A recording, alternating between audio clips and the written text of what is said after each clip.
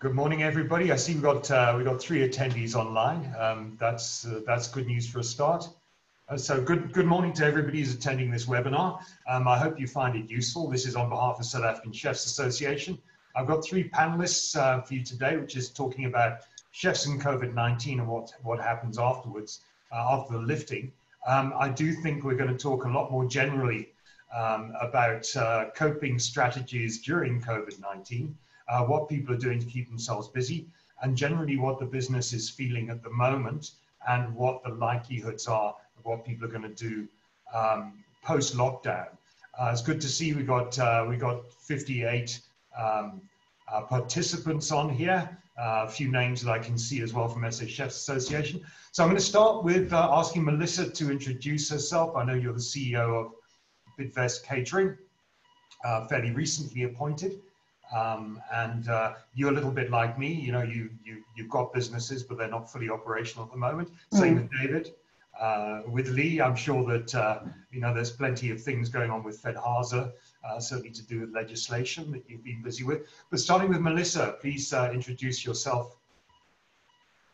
Yeah, so I'm Melissa Taylor. I'm actually a graduate from the hotel school many years ago. I've, well, basically been in the industry for more than 26 years in the food service industry. Did a stint overseas in hotels, in restaurants, in estate management. And then when I came back, I joined, actually you interviewed me, Stephen, remember? Many years ago for KKS in those days, as well as FedEx. And yeah, and I worked my way throughout different sort of jobs within those businesses, from catering management right into marketing and training and that. And so I had some really good years at KKS Campus at the time, about 13 years. And then moved over to Tsebo FedEx for another 7 years, focusing mainly around strategic implementation on projects on how to drive the business, organic growth, etc. And then moving back into operational role for being a managing director there. And then got the opportunity to come across to Bidvest Catering, which was, if you know, the industry was formerly known as Royal Nandi Food Services. And Bidvest bought them about 6-7 years ago. And now I currently hold the title of Chief Executive Officer here. Okay. Yeah. Lee, if you could introduce yourself to the attendees. Morning, and thank you.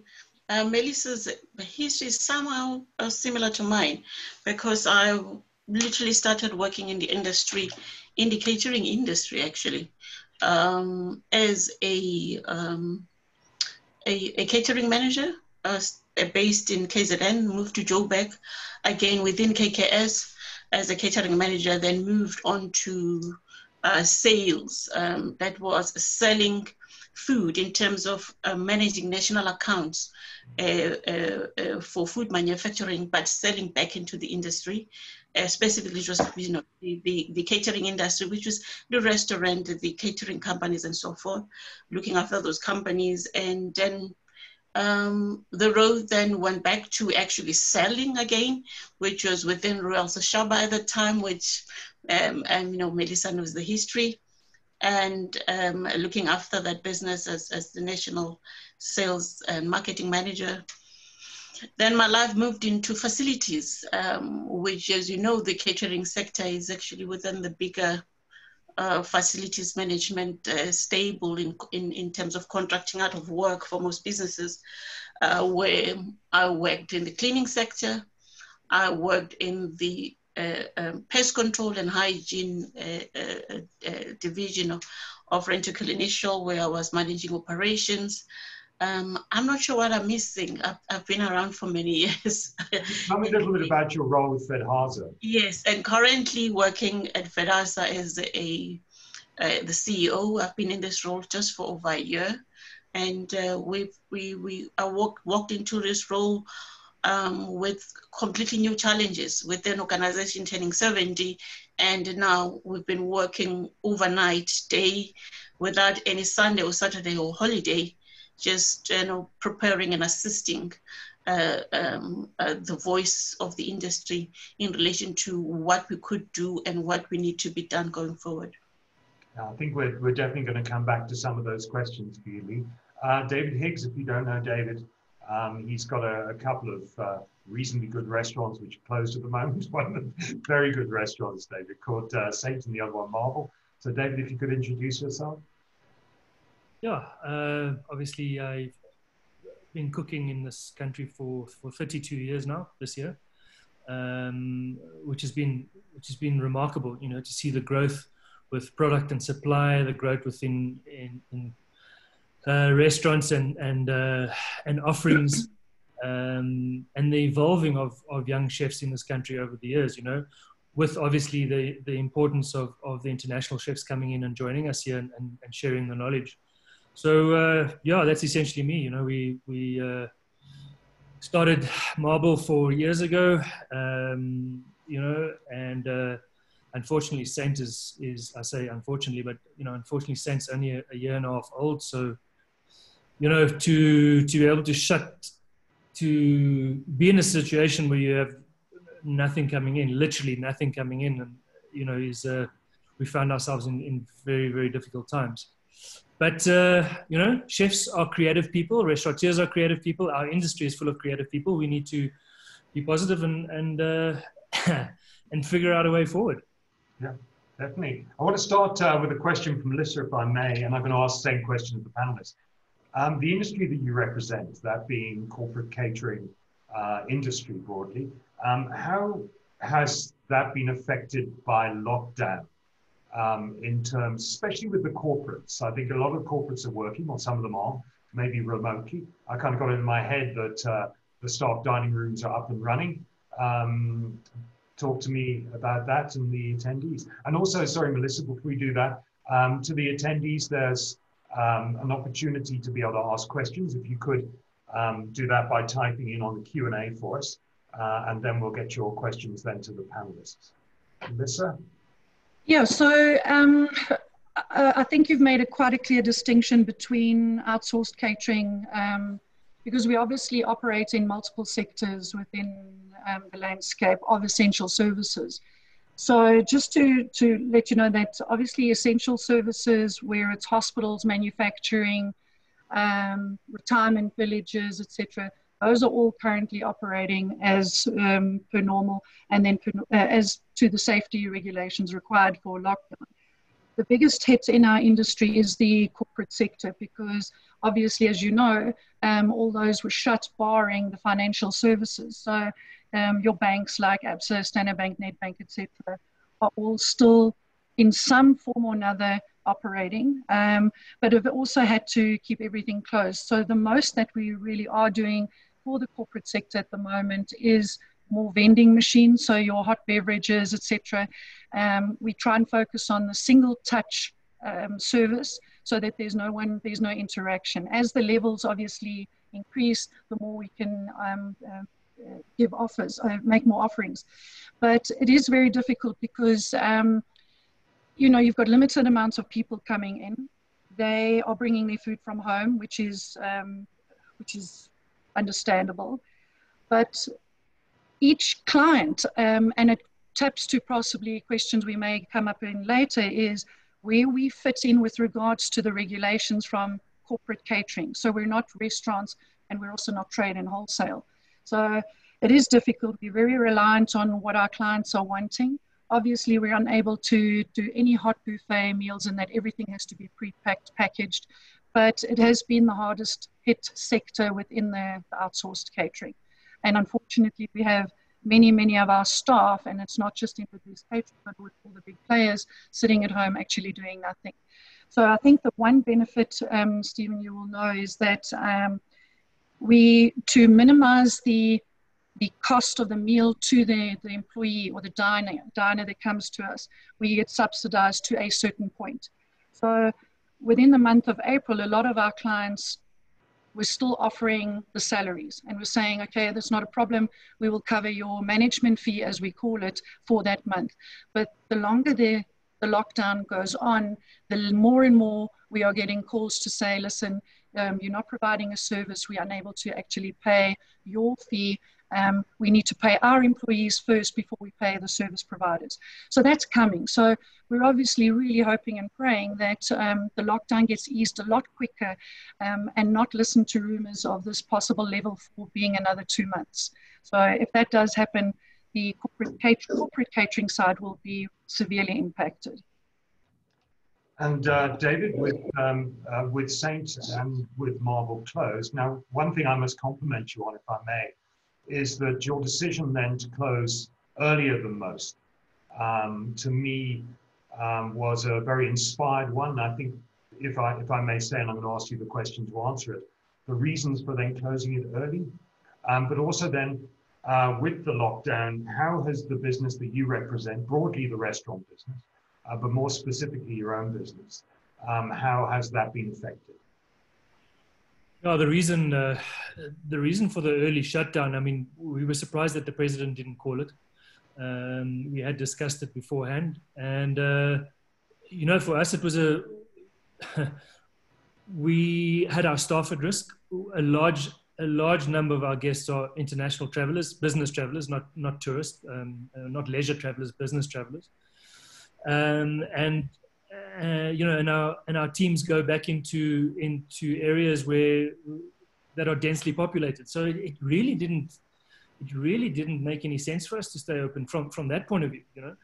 So I think that early decision was taken, and then also the sooner we try to flatten this curve, and the sooner we were proactive, the sooner we can get going again, you know, was our thinking. And we stick with it, you know, we want this to work. However, you know, like, it's a bit of a catch-22, because now we sit with 300 staff that are at home. You can't just pay full salaries to 300 staff, you know. So we relied heavily on UIF, and UIF came through yesterday, 50 days later, you know, and okay, UIF. So you get paid. Yeah, and UIF has only paid 50% of our staff. The other 50% that are on asylum visas and other visas, they haven't been paid. Like, it's criminal. I'm telling you now, this is criminal, and this is an issue. Because the bottom line is those people have contributed to the UIF.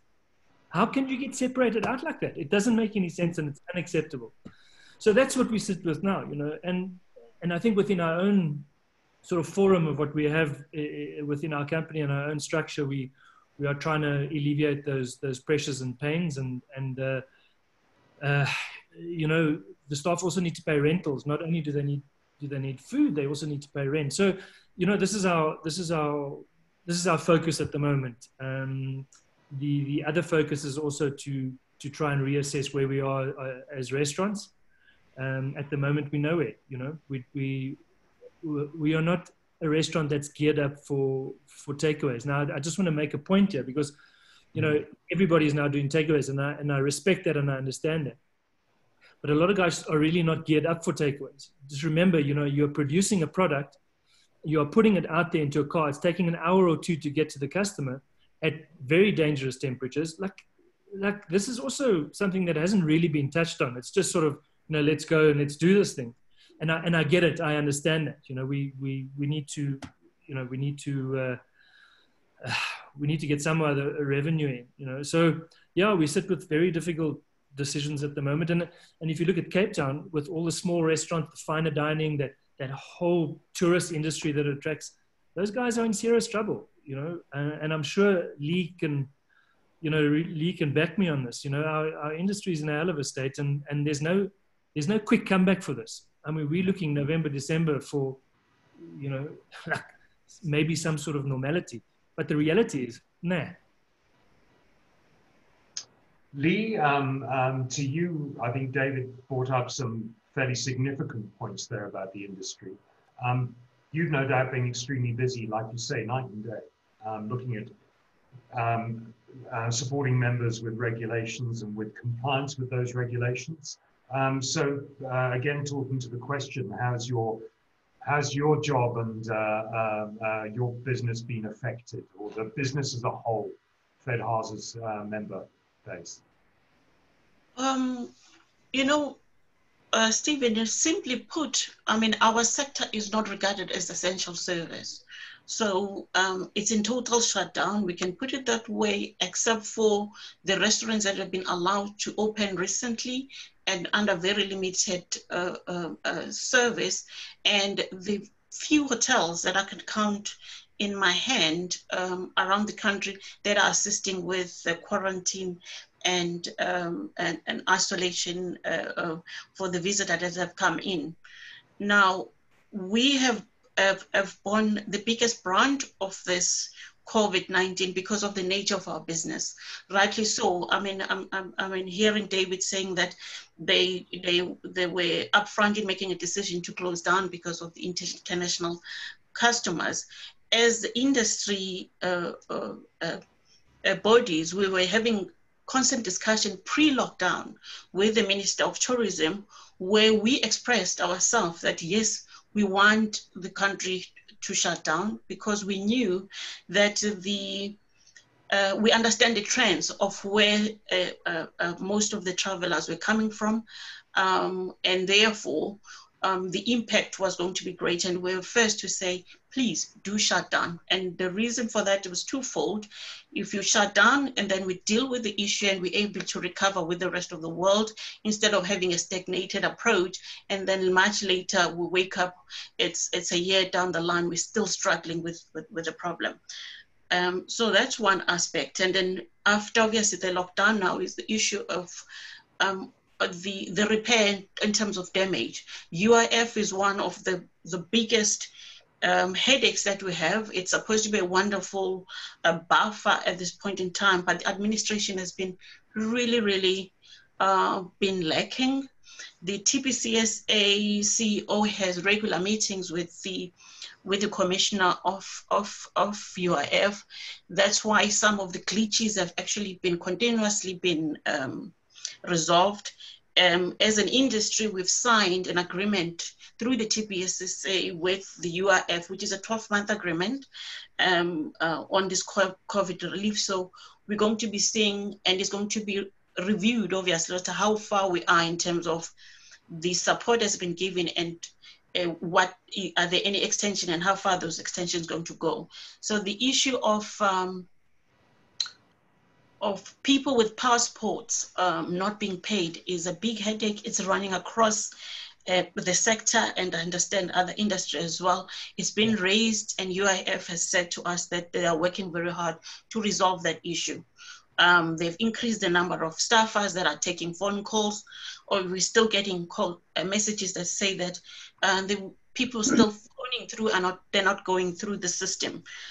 So which means UIF needs to even increase the staffers even more, because the magnitude of this is really that big. But what we've taken to do with this, and do stop me, Stephen, if I'm venturing into areas that we want us to discuss later, is that we are under lockdown now. There's little revenue. Billions of jobs that are likely to be lost during this process. There is no business that could have a buffer that could carry through for such a long period. The devastation is just too much.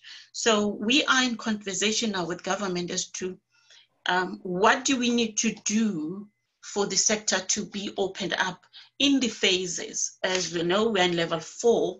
What is possible during level 4? The restaurant have come in, obviously they're not they're only deliveries at this point in time. What else can be done? Because we cannot wait to level 2 and level 1, which is where most of our sector is supposed to be.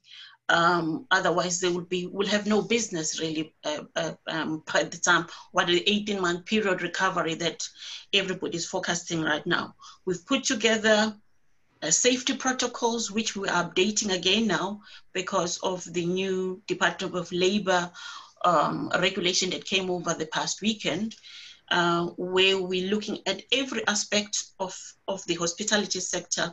What are the best safe ways for us to operate, and even at stage 4 and going and further in stage 3, how best we can be able to operate by implementing these protocols.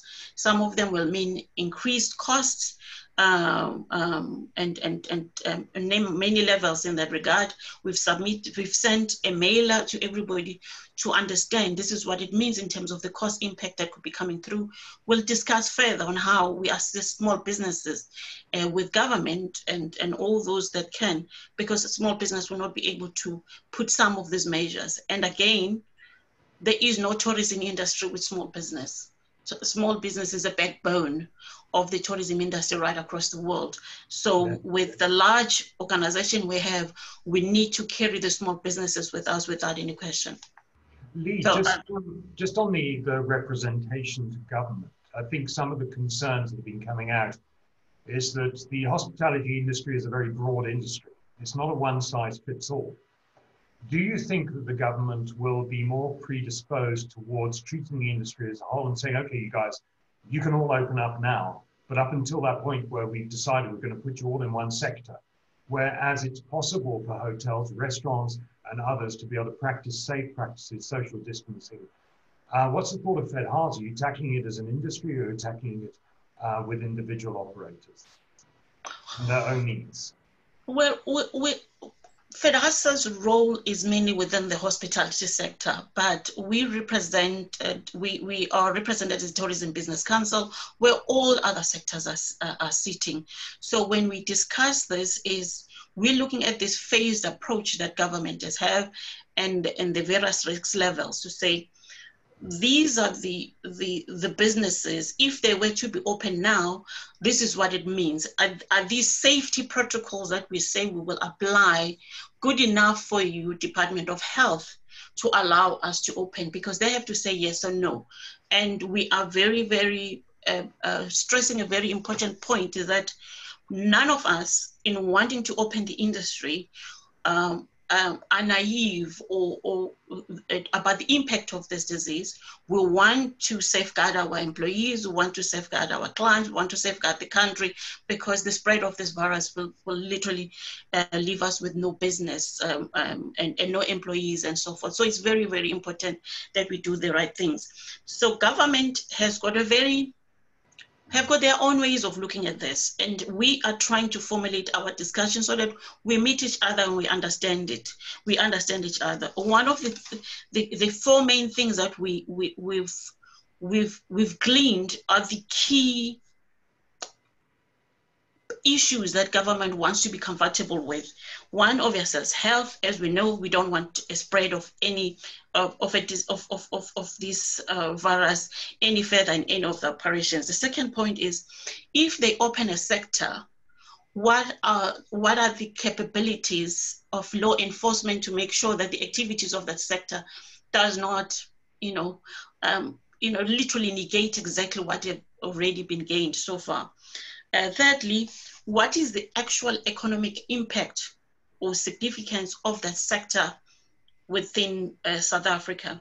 And lastly is the equity element. Does everybody benefit when that sector is opened? So if I can go back to the economic significance, tourism in general, the tourism sector in total is one of the second most important sector in South Africa, has been identified since this new administration came on. So there's no question about the significance of it. And therefore, we are able to have a discussion around these elements with government to satisfy them about why it's important for us to open.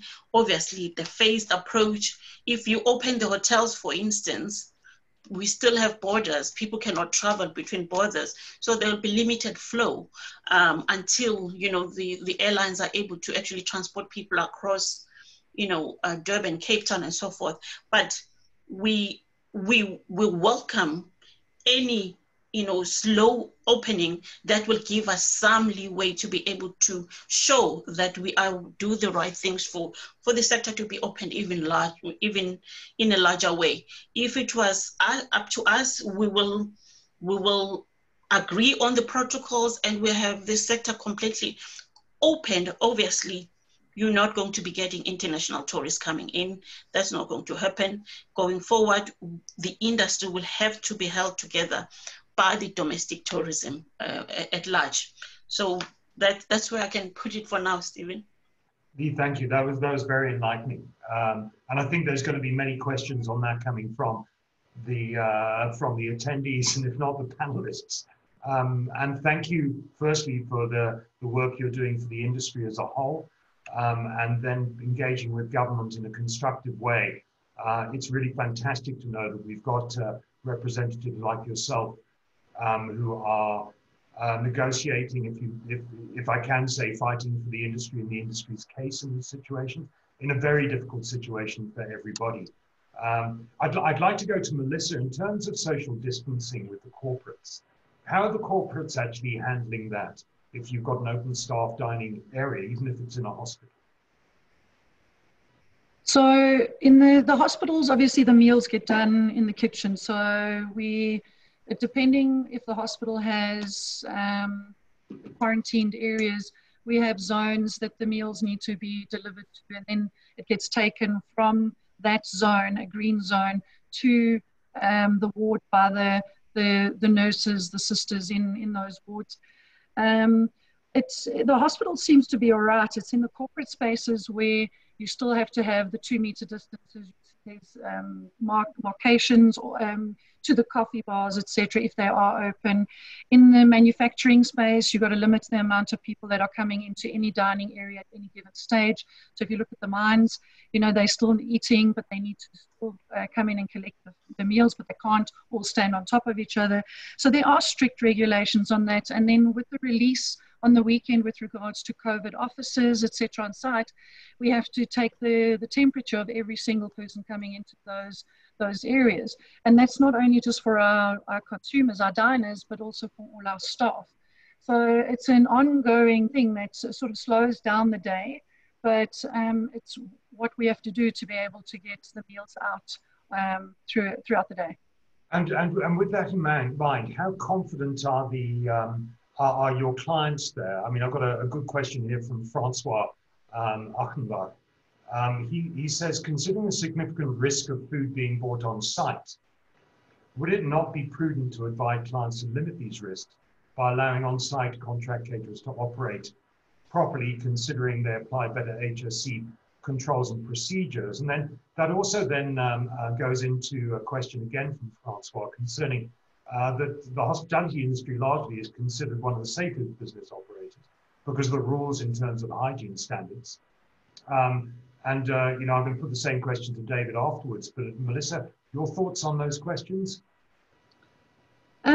Yeah, so I do agree. I think people underestimate how rigid we are or strict we are with our rules within the catering space. We have internal audits depending on the size of the sites on a regular basis, making sure that we adhere to HSE processes or the new food safety laws. So I do agree with Francois that it is probably better to produce on site if you have the ability to distance your employees in the kitchens. Because just because we're producing meals for our clients doesn't mean we need to put our employees at risk. And in the corporate spaces and some of the spaces, it's not like 20 years ago where the kitchens were massive. You know, that's expensive square meterage for a client to give away for a staff kitchen. So it tends to become smaller, more compact, very much more restaurant style, where the type of equipment used is more flexible. So your combi steams, you'll have more of those rather than individual types of equipment. So it does boil down to what type of equipment and the type of meals you're producing. So if you're producing a normal protein, starch, veg dish, which is spec'd according to the contract, and it's an in and an out, then there's definitely no argument about the fact that it should be produced on site, mainly because of the risk, as David earlier said, is the transport. If your business isn't geared up to cook off site and bring it in, then you are going to have greater risks, not because of COVID, but you'll end up poisoning somebody or making them gravely ill. So yeah, I think that's the first question. What was the second one? Sorry, Stephen. I'm not sure if I covered all of it in one. I think you have covered it there. And I think I'd just like to move on to David. The first question I'd like to ask you and then move on to the question of hygiene standards and distancing. when you do open, because you will open, is that, but probably when you do open. Sorry? Certainly hope so. Yes, we hope so. And at what stage would you then consider opening? Because it's going to be a staged approach, isn't it? So first of all, you've decided not to do takeaways. Then there's going to be the situation where there'll be a limited amount of people with social distancing you've got to have, including then the amount of staff that you've got to have in, which will be part of that 50 maybe. There's probably going to be a limit in terms of the service of alcohol, going back to what the old rules were. At what point is it worthwhile for you as a business to open? I think it's a tricky one to answer in that we don't know what those limitations would be. You know, they talk about 100 people, 50 people, 30 people. Now, you know, we have big restaurants. We have 1,000, both our restaurants are 1,000 squares each. So, that calculation doesn't make any sense. It's got to be people per square meter. You know, that's the only way that we can sort of calculate that. They can't say to me, I can only have 50 people in the space, you know. We have to work with the square meterage and the amount of people that we can have within the square meterage, and then we'll go from there. And depending on that, we will then have to look at a few options. You know, the options are to stagger the bookings. We know what South Africans are like. They don't like being told when to eat. You know, they hate sticking to a certain time. So, or even turning up, perhaps. Or turning up. That's not important. Yeah. So you know, I think once we have a good understanding and a very clear understanding from government of where we stand and what we are and aren't allowed to do, we can then make sort of calculated sort of decisions on whether it's worth opening or not. You know, this first step of opening for takeaways, you know, like 1,000 squares worth of restaurant, when you start switching on the lights and switching on the gas and, you know, the refrigeration goes back on, you know, the cost they just go, rentals kick in again. And it just doesn't make, unfortunately, it just doesn't make any sense at this stage, you know. So the other thing is human behavior, you know, like what will happen when this all goes away in inverted commas? It's not going to happen soon, but are people going to be flooding to restaurants? You know what Joburg is like, you know, geez, the doors are open, let's go. Yeah. However, I can tell you that from my experience from just going for a cycle in the morning and having a look around, it's nothing like Cape Town. There aren't many people out. You know, the people are still being very, very cautious. People are shouting at you if you don't have your mask on properly. You know, like people are cautious. And I think that's something that we have to consider is that, you know, I don't think people are going to become flooding back very, very quickly.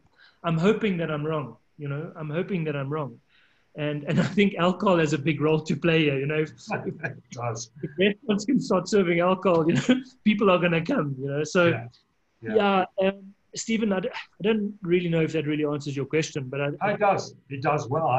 I'd like to then move a similar question over to Lee, because there's the continuation of that question from Francois is saying, when applying SHEC standards and procedures, is it being emphasized enough to government in relation to expediting the operation, reactivation of the sector? I think what we're trying to say there is government aware of how much care anyway that the hospitality puts into the hygiene of its premises, maybe in comparison to a retail act? You know, it's our job to continuously remind government. I mean, the Department of Tourism, people that we work with, they're quite aware. But I think the task is not only to be convincing the people in tourism. We're having a whole next joint team that when they sit, they need to be all be in agreement that this sector should be open because they've given us enough. So what we have been speaking to, one, is the understanding of the whole value chain of tourism. I mean, the total impact. I mean, even whether it's retail, whether it is the transport or, I mean, the whole sector, what it means, because sometimes it can be seen narrowly as the people that bring in tourists into the country. You know, I mean, the industry is very wide. So we've done a very calculated work in terms of numbers just to have clarity that what is this industry is about. Secondly, is that when we speak of the safety protocols, these are all according to each segment. So the car rental industry will have its own set of protocols that explains how and what it means for their sector and what is possible, because then that will explain at what level, you know, that sector could be explained. We've done extensive work in terms of hospitality, and we still need to be adding a lot more work as we speak. The final input is going to be given obviously to the Department of Tourism, which is our real spokespeople. Our job is to make sure that we give them enough information to equip them to be able to speak to the colleagues in government, and where if they need us to come in and say further, we're able to do so. Our industry, I think somebody already mentioned here, is one of the most regulated industry. I mean, from at local government level all the way to national level with DTI laws in terms of alcohol and so forth. So, and the food safety element, I mean, just last year, the Food Safety Act was amended with new mechanisms to improve on food safety in South Africa. So we do not have a free rein on what we want to do. We have laws that we work around, and two, what we need to do is to enhance based on those, especially now considering COVID, really. But otherwise, the health and safety mechanisms that we already have are actually very, very strong. Maybe in some cases it's more of the policing that needs to be done, and more training, I suppose, because some of these standards where they could be lacking is purely because of people not being trained, and our role is to ensure that the sector is continuously trained about whatever new regulation, or just to keep the standards in tourism, whether it's customer service, whether it's health and safety, and a whole lot of other range of stuff. I think you're going a long way there to be able to answer Sean Webber's question, Sean of Bravo Foods, which he's in the food manufacturing industry, and as a whole, he said, we've got solid legislative systems for hygiene. I don't know whether people traceability is something that the industry can involve themselves in. I would somehow doubt it. I think there's government things for that. But I do think, if I can make a statement, that our industry is particularly well geared to being able to handle distancing, whether it be seating in a restaurant, whether it be by virtue of the fact that hotel rooms are themselves self-isolating. That shouldn't be a difficult thing if you've got protocols to make sure that things are cleaned properly and things are looked after properly. So I think we're quite a long way along there, and probably better than maybe some supermarkets that I've been in. Some of those supermarkets have got the most horrendous social distancing. They're packed full, the staff are milling everywhere.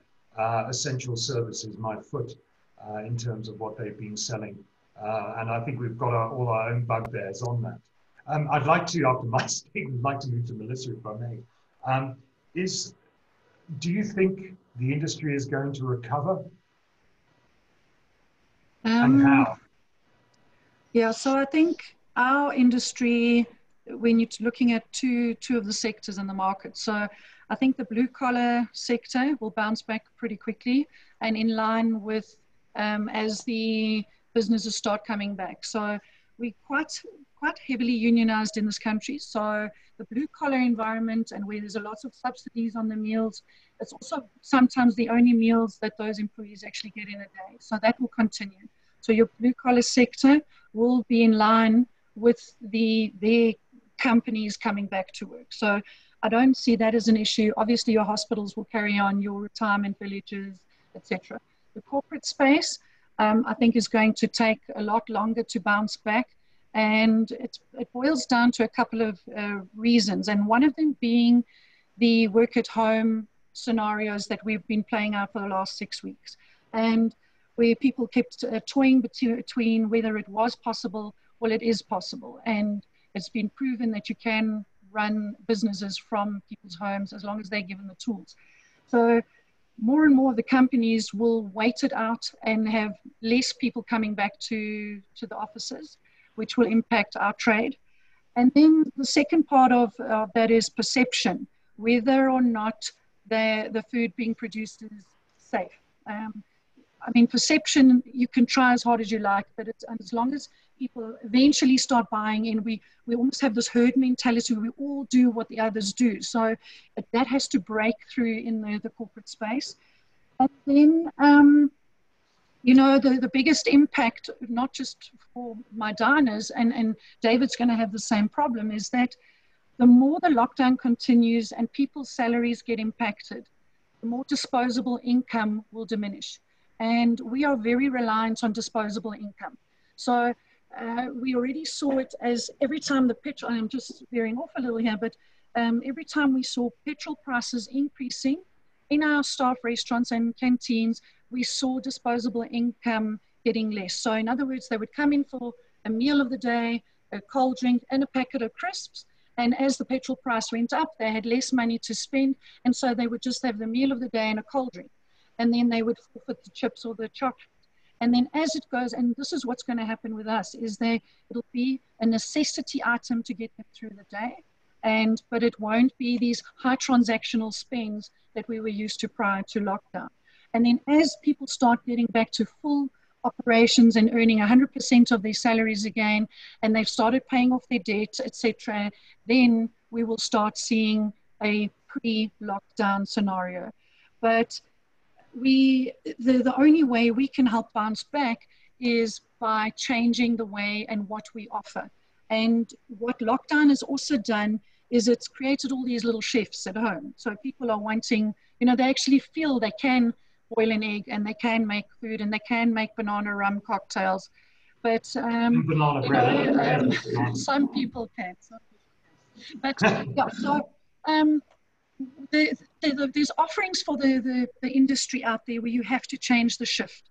And unfortunately, it's going to impact somewhere along the line. But if you want your business to carry on, you can't do the same old that you were doing pre-lockdown. So an example will be in corporate space is a big drive towards single touch points like the vending machines, but not only for hot beverages and crisps and cold drinks.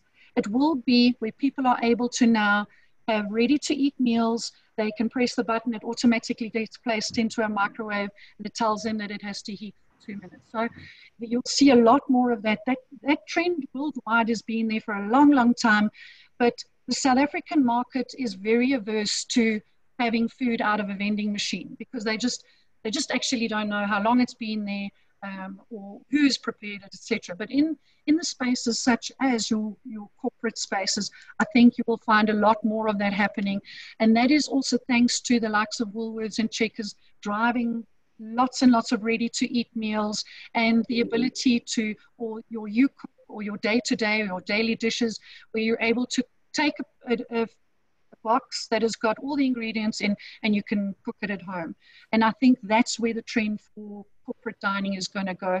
And if we are going to bounce back, that's possibly where it's going to come from. I think that answers Pauline Corker's question very nicely as well, which is the future of dining spaces and the the trends that are there certainly with the corporate area. And I think those are certainly some things to go on. David, how long do you think it will be? It's an impossible question, sorry. People are clearly concerned about spaces. If, in your studies of human nature, just having been around in the industry, what sort of trust factors do we need to put in to get people to trust our industry, that we're handling things well and we're not getting them sick? Yeah, I've always said that restaurants are about relationships. That's my philosophy. It has been my philosophy since Rist and Feder days, which wasn't that long ago. But you start understanding as a young chef, when people start following you in a way, and I don't mean on Instagram and this kind of thing. I mean when people sort of trust you, they become loyal to you and they become part of the family. So they return. So I think our industry even more now than ever has become about this relationship. And I'm sure for Melissa, the trust with the corporate clients is no different. You know, the fact that my clients can talk to me directly, they can phone me, they, you know, and that our restaurants are so well supported that I'm hoping that the impact will be less, you know. But I just want to come back to a point, and I just you know, this is our industry's been in a hell of a state for the last 2 years already.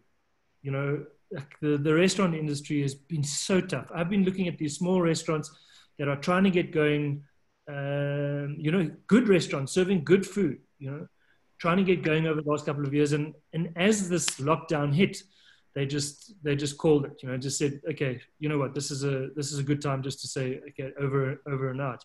And a lot more of that's going to happen. I think it's going to be incredibly tough for a lot of guys to pull through this, you know. So I think two things. I think we have to, you know, there's no doubt that we have to focus on the local market. Our pricing structures have to be focused to the local market. What we cook is for the local market. And people, because people are cooking at home, because people are, I mean, I just look at myself and what I'm cooking. I'm cooking comfort food. I'm not cooking fancy food. I'm cooking comfort. And I'm absolutely loving it. And you can see from the dems that I do. Whether it's I'm frying an egg or making an omelette, I absolutely love it. And I think, you know, so that's something that where I think it's going to go.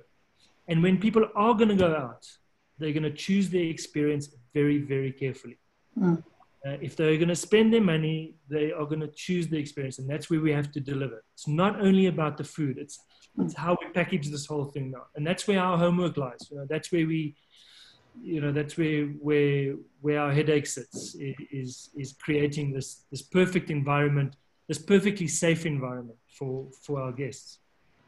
I think that, again, answers Zanny's question a little, is to, you know, no international guests, what are you going to do? You know, David's point there about the people are not going to have the money to be able to go out there and have an ordinary experience. They want to go out there and have an incredible experience. They want to have something reasonable, but I do think that people are still going to be putting time aside to celebrate. I do think that there's going to be the push, David, like you say, with South Africans to say, okay, and screw it.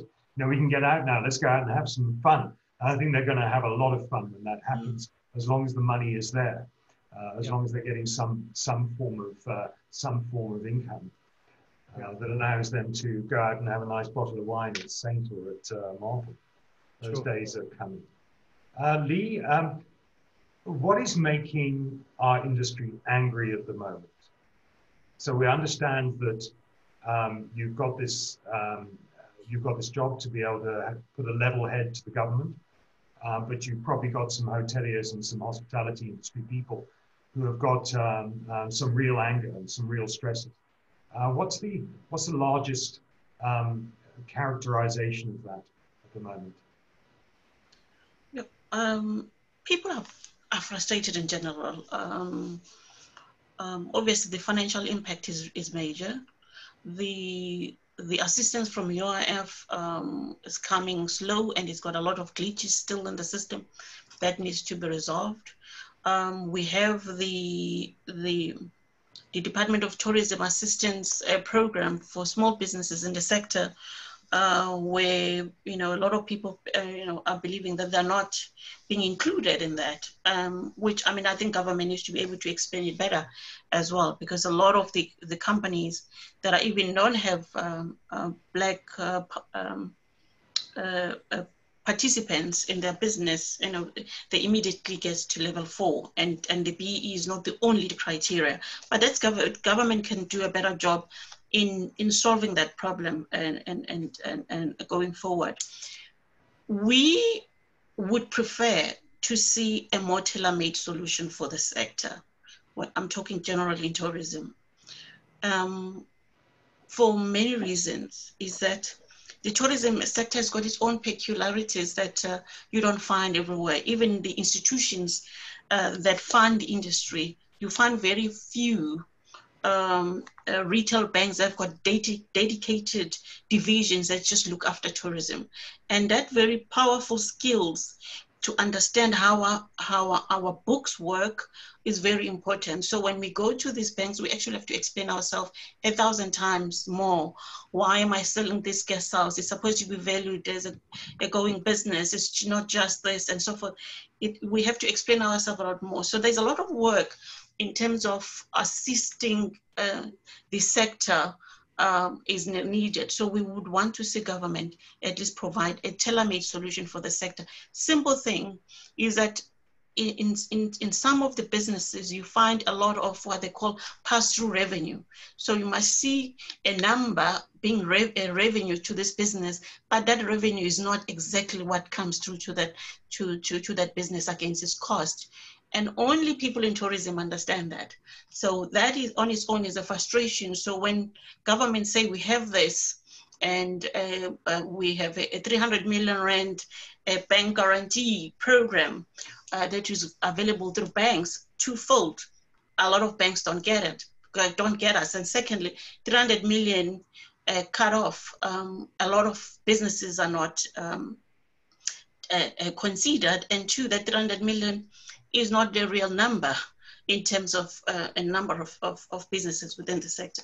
If I may, if you allow me to go back to the question that you asked earlier about how we see the sector growing, I just want to highlight something that surviving rather during this time. Currently, domestic tourism provides 56% of the cake in tourism. So it's a large percentage. So yes, 44% is for international travelers that come through, and you can divide it according to the different countries. Now we know that in that 56%, it's a really, really sizable business. And what can we as a sector do to be able to provide more within that? Yes, a lot of businesses would have been affected. There would be less spend available for people out there, but it still gives a bit of something, which says that the South African industry, as much as we're hoping to double the tourist numbers in the country, the 56% gives us a little bit of comfort that we can still do a little bit more in selling our businesses within. And then the food tourism comes to a very big part to it, because we want to see a lot more creative, culturally based tourist food attractions, because this is what the international market that we want to see come in later when the borders are opened. We should be ready for them. They have been saying this to South African tourism. They've been saying this to the Tourism Business Council when they went around the world, to Europe, the Americas, everywhere. And the tourists are saying, when we come to South Africa, we want to immerse ourselves into the culture of South Africa. And that's a growing trend.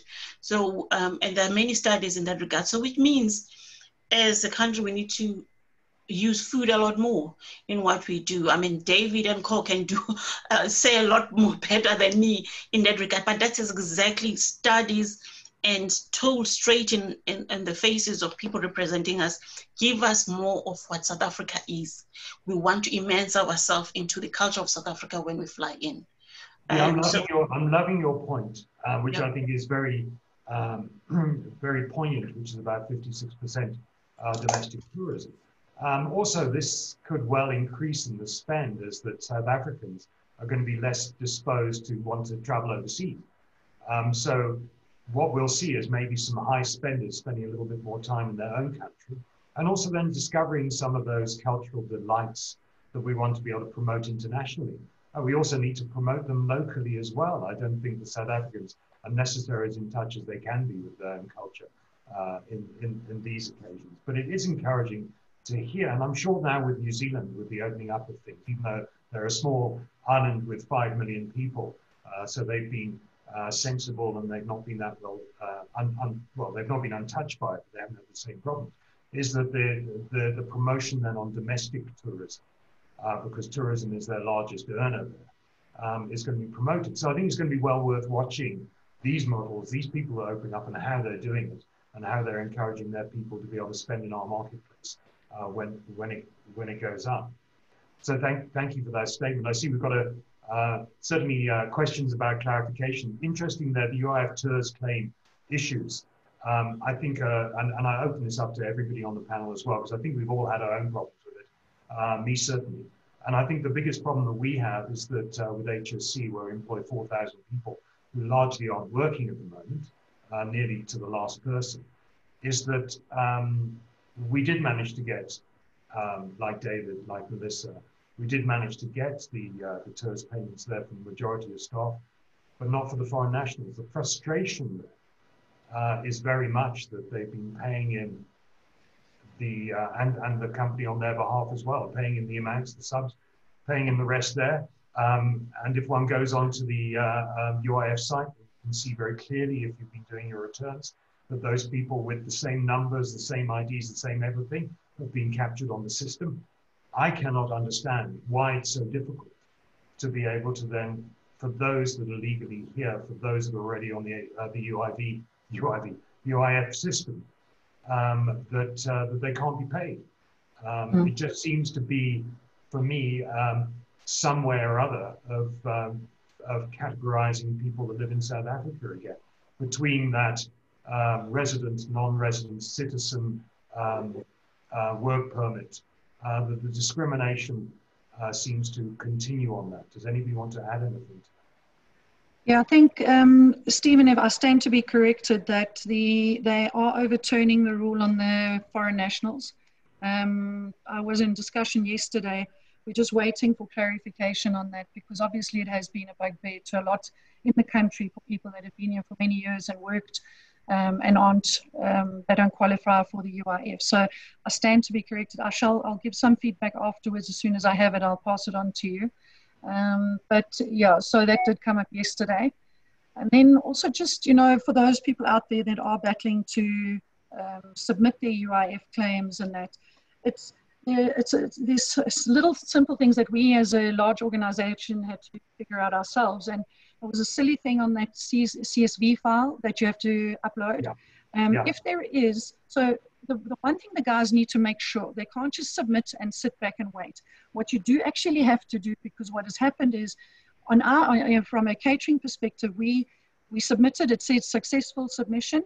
And when we went to check the status 2 days later, it said no employees to be found, no file to be found.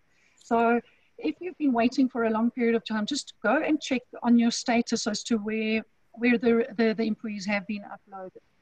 Then in that file, if there is but just a comma or a space in one of the lines, it will reject the file completely. So where we have thousands of employees, you know, it's very difficult for us to have a look to see where there's a little gap, a little space that may have crept in. But it does take time to do that. Is it frustrating? Absolutely.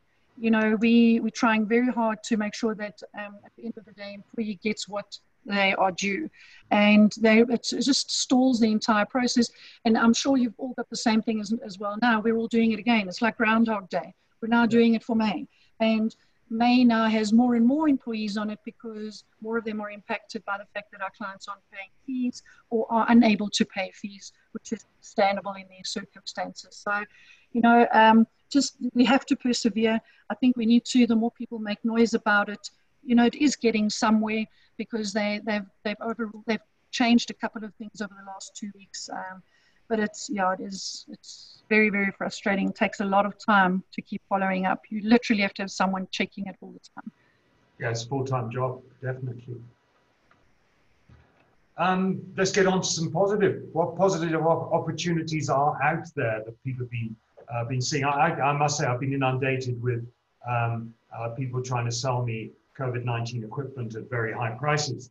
I've obviously in the neighborhood there, you're trying to support small caterers that are sitting at home at the moment who are cooking from their ovens, you know, hairdressers that are making milk tarts, whatever it then happens to be able to keep things going. I think one of the things that comes out of it, there's a sense of community that is starting to grow within, you know, even large communities like ours, where there's about 600 houses, that the support within it is absolutely fantastic. I think we've all seen schemes where money's being raised, and chefs certainly coming to the party there with, many different feeding schemes. Chefs with Compassion being one of them, Nosh being another one of them as well. So it's kind of bringing out the community in all of us in so many ways. I think we all share the pain and the anger then when it comes to maybe some bad decisions. David, putting to you, how frustrated do you get when you see people breaking the rules, where you're clearly following them to the T in terms of your business? Yeah, look, I try and be sensitive to people's desperation in a way. Some people just really have to just do something to get by, And I've always said that Joburg is always a little bit gangster, You always try, always a move, There's always somebody trying something, And whether that be right or wrong, like I get it. Blatant disregard it's hell of a frustrating, especially when we've made such bold decisions that have impacted us in a massive way. To get to your point of community driven and stuff, this is just something that I've... Yeah, the positive side, sorry. So I think, what's quite incredible is that when I started cooking in the late 80s and the early 90s, soup kitchens were massive. People would come around to the restaurant, pick up waste, usable waste, not waste, usable waste. There were soup kitchens going everywhere. And, over the years, it's just died away. Yes, it's still been going and everything else, but it's sort of very under the radar. And I think this is something that has really come to the fore now, is that people sort of realize, okay, guys, like we really need to reestablish these soup kitchens. And SA Harvest is one of the companies, or one of the NGOs that has been going throughout, and I'm loving that there's this resurgence of that, and that has to stay, but it needs to be sustainable. It can't be we're feeding X amount today and then tomorrow there's nothing, because that's also false hope, and that's terrible, So that I'm loving the positivity of that, and I think we're all getting involved in however we can. But that needs to carry on, and also this, I like the fact that we need to be able to, in every situation, we need to be able to look after our teams, and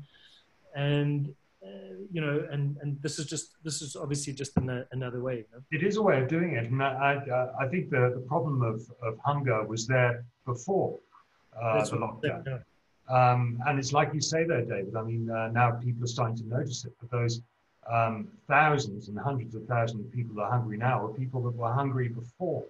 And so may this initiative continue, and then people not say, oh, it's over now, let's go back to work and let's lock down this particular aspect of it. I think that's a very good, strong nation. Just to carry on that, again, getting out now that we're on stage 4, the fact that families are exercising together, that, people are cooking together. The positives are massive with what's happened.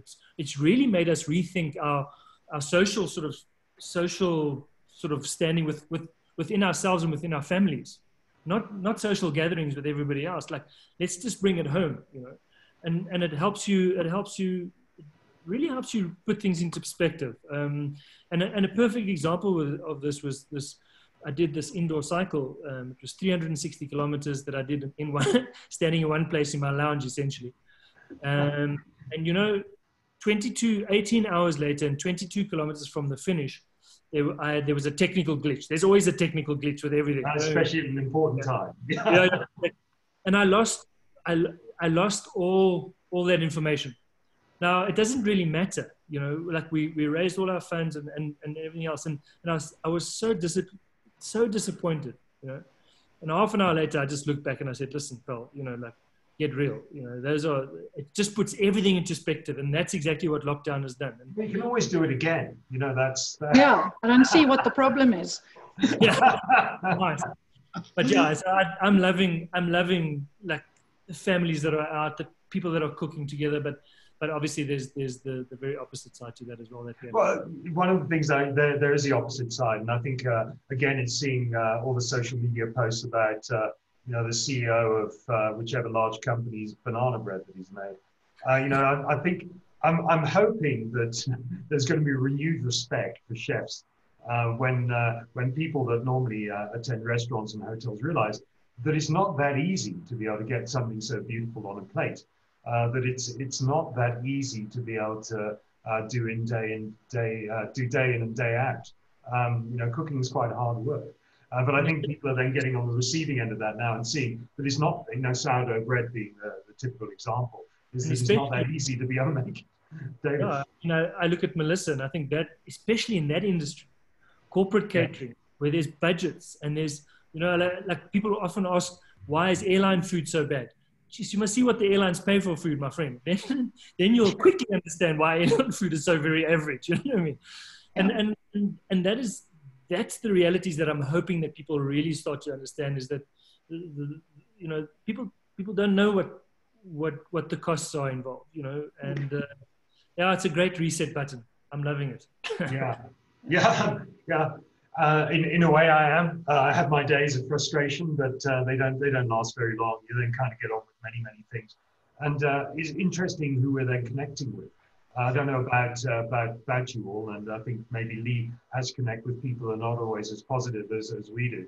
Is the fact one becomes very selective, even more selective about who one spends time with, whether it be over a telephone, whether it be a phone call or two. I mean, Lee, how are you keeping yourself from feeling negative during this time with all the negativity that you have to deal with? Social media is a great therapy. I mean, I'm an avid Twitter follower, and I follow a lot of young kids in the country. I mean, the crazy stuff that they post is literally really crazy. I mean, Zama is trending from her Zol story, and there are all sorts of songs already created. So you laugh your heart out, which really eases a lot of things. So that is really helped a lot. But a lot of this stuff that we've been doing, though, is that we've had back-to-back meetings because obviously we can't meet people, you know, we can't drive, which is beautiful. And I'm really enjoying this working from home, because sometimes you just switch off the screen if you haven't done much in terms of your face. It's actually a much better solution to be. First time I've done my hair and my makeup since lockdown. Yeah, likewise. I mean, I don't know whether you can see this. I seem to be being a bit blurred out, I think, but I'm not going to have a haircut until lockdown's over. So, you know, you're going to see the 1960s hippie in me. I guess I've been around long enough to be able to know what that looks like. And Melissa, with you, I mean, you're a very social person, I know. How are you dealing with it at home? I think it has brought home that connecting via different streams, you know. So it's not we might be contactless, but we are less contact. So we have. Do you understand what I'm saying? There's less contact, and I think that's how dining will be in the future. It's not going to be contactless, it'll be contactless. And I think from a social point of view, there's a lot of meetings that happen like this, and going through cupboards of drinks that people have dropped off over the years that you no longer, like it was well, who gives crap drinks like this, you know? But now you all of a sudden, well, let's give it a bash, you know, and you. So it is. It's and a different type of Campari at the back of it. Yeah. No. Listen. It is different. Thank goodness for technology, though, that you're able to physically see people in front of you rather than just being on the telephone. But I do look forward to it, and I think going back, like David said, I think people will rush back to certain events and that will start happening. But they'll still be conscious about the distances amongst people. I mean, I know we're still in meetings, and the first natural thing is to want to still shake someone's hand, you know, and that will eventually, it'll go away. And people will find the new norm. There's no textbook for us at the moment. And nothing like this has ever happened in our lifetimes to be able to say, oh, well, let me just turn to page 225. Oh, that's how they did it. You know? But yeah, socializing, it hasn't stopped. It's just a different form. Yeah. And I think one of the big questions is the difficulties with mental health over this time. And I got a question the other day that I think SADAG, which I've got some connections with, are getting many calls. So many people who are isolated, many people who do suffer from depression. This time really accentuates those reactions. I cannot imagine what it must be like living somewhere like Deep Sleep and being stuck indoors there, not being able to go out, not being able to socialize. Well, firstly, I don't know how anybody there can get through without breaking the rules, but it must be exceptionally difficult. And then also not so much the access to bandwidth or social media as well, is that I think that all the little nice things, the good things that we do there, that we put out there to be able to help them, it's sort of pales in comparisons and gripes. Lee, I don't know if you've got anything to add to that. No, not at all. No, good. Well, I'm gonna actually start to. I think it's been a very good chat. I know we were scheduled here to go on until about 1:30, but I always like to think that we leave people wanting a little bit more. So I'm going to ask for some final statements if I can, largely about your positivity, the future. I'd like to leave it on a high note if I may, Lee. If your expectations there. I know one of the things you said there about 56%. Domestic travel, that certainly made me feel a lot better. And I can tell you seem to be pretty positive about the future. We have to be optimistic, and we can go in with all our energy to make sure that we get the changes that we hope for. And that being said, is that we need to look at this period where we're giving government, at least, because it's something that the industry cannot do much about, to be able to clean up all the outstanding issues that we need as the tourism sector, so that when we are in full operational mode, we're not talking about security as much anymore in terms of tourists coming in. The glitches that they've been testing the system in terms of e-visa requirements, they've been testing this for most part of this year, well, starting last year.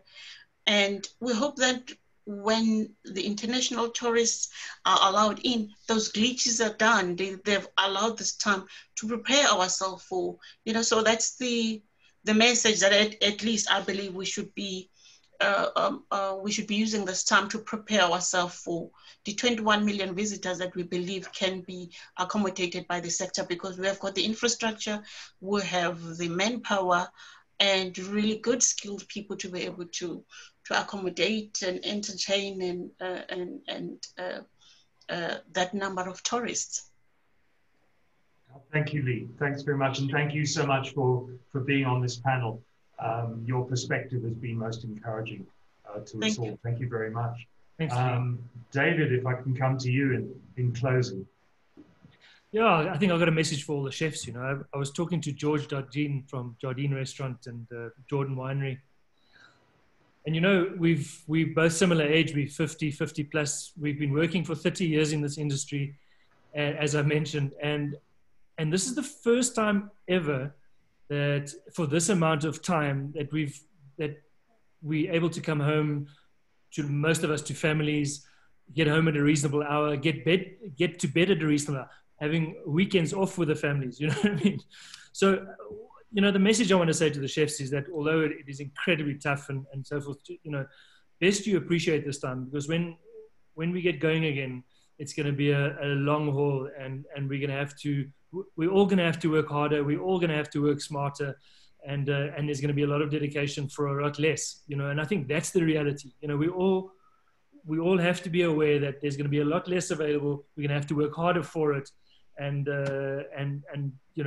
let's be ready for that. So as best you can, look after yourself, get the sleep that you need, and then we're going to soldier on for sure. We South Africans, we make anything work. That's something that I really believe in. Like, I am proudly South African, and I can tell you now, we will make this thing work. But it's going to take a lot of hard work.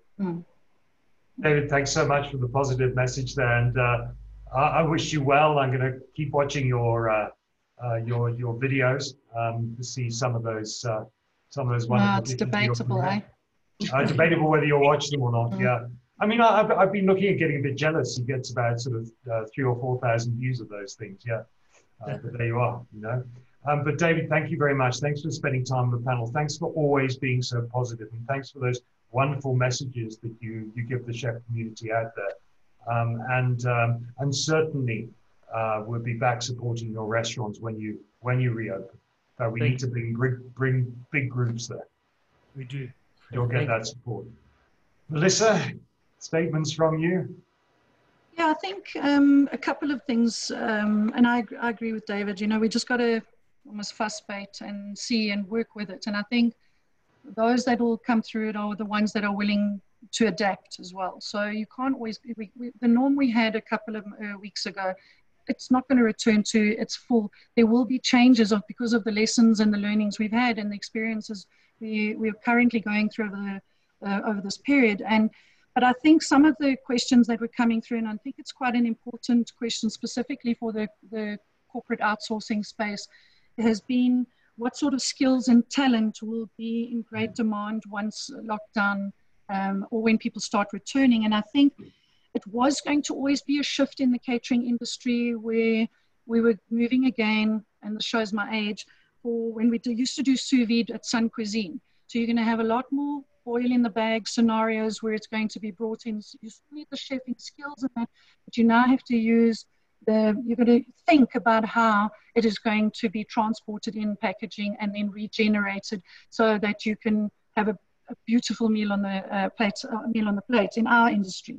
I'm not talking the restaurants though, but I think you know that it's such a tough one because I think a lot of people are asking about the serving of hot meals within the catering space, and it is a grey area.